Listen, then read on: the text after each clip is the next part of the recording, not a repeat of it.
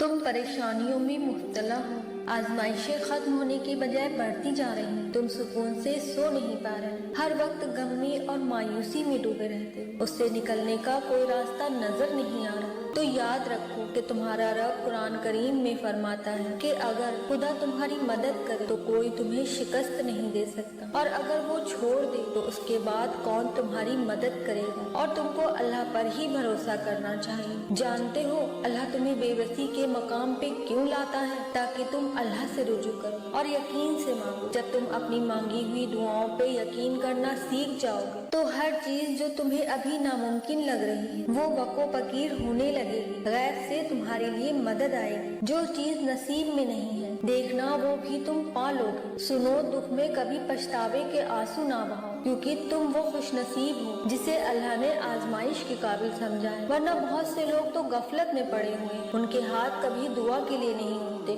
सुनो, हर मुश्किल का हल अल्लाह के पास है। उसको अपनी मोहब्बत अपनी दुआओं के साथ छोड़ दो। अल्लाह ताला फरमाता है, कह दो मेरे उन बंदों से जिन्हें हालात नामुमकिन लग रहे हैं, मैं हर चीज पर कुदरत रखने वाला हूँ। पता है हर रिश्ता कभी न कभी मान तोड़ देता है और हर ताल्लुक कभी न कभी भ्रम खो देता है। सिर्फ अल्लाह की जात है जिसका आसरा हमेशा बाकी रहता है। सुनो, टूट मत जाना। देने वाला पुकार कर कहता है, एक दिन तुम्हारा अल्लाह तुम्हें इतना देगा कि तुम खुश हो जाओगे। पता है जब हजरत यूसुफ अलैहिस्सलाम 32 साल बाद अपने बाप से मिले तो इतना रोए कि बेहोश हो गए, फिर उठे और इतना रोए कि फिर बेहोश हो गए। तो हजरत जिब्राइल अलैहिस्सलाम ने अल्लाह ताला से पूछा, या अल्लाह इतनी मोहब्बत भी कोई किसी से करता है क्या? तो अल्लाह ताला ने फरमाया, ए जिब्राइल, मैं उम्मते मोहम्मदी के हर फर्द से उससे 70 गुना ज्यादा मोहब्बत करता हूँ। अल्लाह तुमसे बेहद मोहब्बत करता है। उसके हर फैसले में तुम्हारे लिए बेहतरी छुपी होती है। हाँ, उसको समझने में तुम्हें वक्त लगता है, मगर तुम सब्र से काम लो। देखिए, ज्यादा ना सोचें। ज्यादा सोचना इंसान को खत्म कर देता है। बस दुआ करें और रब पर छोड़ दें, और फिर आप एक दिन हैरत अंगेज मौजे देखकर दंग रह जाएंगे और कहेंगे,